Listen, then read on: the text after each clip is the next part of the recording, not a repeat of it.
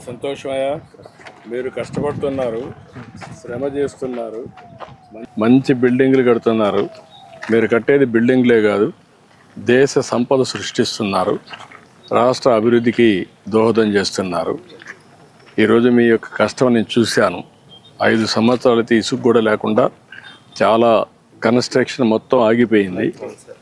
చాలామంది భవన నిర్మాణ కార్మికులు దెబ్బతిన్నారు. ఇప్పుడు దానికి కూడా నేను వచ్చినప్పుడు ఇంత మునుపు ముఖ్యమంత్రిగా ఉన్నప్పుడే 1.5-2% డబ్బులు కూడా ప్రభుత్వం కాంట్రాక్టర్ నుంచి డబ్బులు సేకరించి మీకు భవన నిర్మాణ కార్మికులకు వెల్ఫేర్ ఫండ్ కోసం ఖర్చు పెడుతున్నాం. దాంట్లో కూడా కొంత డబ్బులు ఉంది. ఇప్పుడు మీరు చెప్పారు సెంటరింగ్ సామానం కావాలని, అవన్నీ ఇప్పిస్తాను. అదే గేదెలు పట్టుకుంటా ఉన్నారు, అది కూడా వర్కౌట్ చేద్దాం.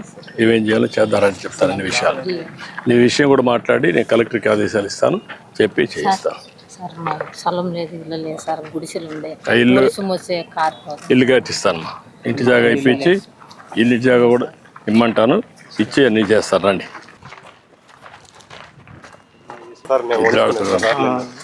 ఇక్కడ రాడ్ ఉంచుకుంటారు, ఏ సైజు కావాలంటే ఆ సైడ్ అవన్నీ కట్టుకునేదానికి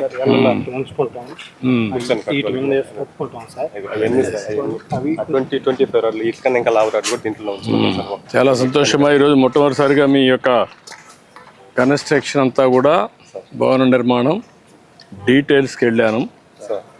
ఏదైతే మీరు చూశారన్నీ ఏ విధంగా మీరు ఈ వేస్తున్నారో, పునాదుల దగ్గర నుంచి కాలమ్స్ దగ్గర నుంచి ఫుట్టింగ్స్ దగ్గర నుంచి మళ్ళీ కాలమ్స్ దగ్గర నుంచి రాడ్ బెండింగ్ ఎట్టు చేస్తున్నారు, కాంక్రీట్ ఎట్టేస్తున్నారు, కష్టాలన్నీ చూశాను. ఈరోజు ముఖ్యంగా మేడే ఉత్సవాలు జరుపుకునే ఈ సందర్భంలో భవన నిర్మాణ కార్మికుల దగ్గరికి వచ్చి ఇవన్నీ చూడడం చాలా సంతోషంగా ఉంది. అదే సమయంలో మీ కష్టాలు కూడా అర్థం చేసుకున్నాను. మీ కష్టాలన్నీ పరిష్కారం చేసే విధంగా ప్రభుత్వం ఏమేం చేయాలో చేద్దాం. ఫుట్టింగ్ దగ్గర నుంచి పెయింటింగ్ వరకు మీ కష్టాలని నాకు అర్థమైనాయి. అవన్నీ సానుకూలంగా ఆలోచించి ఏ విధంగా పరిష్కారం చేయాలో చేస్తాం. సరేనా? Thank you.